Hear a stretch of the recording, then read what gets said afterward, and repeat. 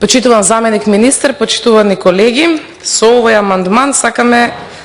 да се обезбеда средства во износ од 9,2 милиони денари за изработка на физибилити студија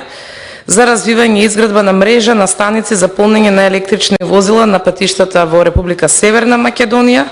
а истовремено и да може да бидат поврзани со електричната мрежа. Ова е еден старт, прв чекор во градењето на инфраструктурата за електрична мобилност, што е клучно за поддршка на зелената транзиција и намалување на загадувањето од страна на транспортниот сектор, проблем што е доста актуелен во изминатите неколку години, меѓутоа секако дека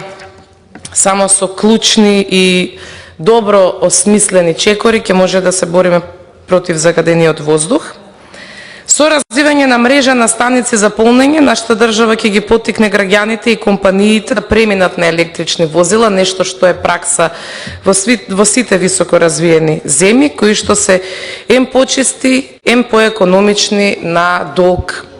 рок. Ке се овозможи преку оваа физибилити студија детална анализа за она што значи потребни ресурси,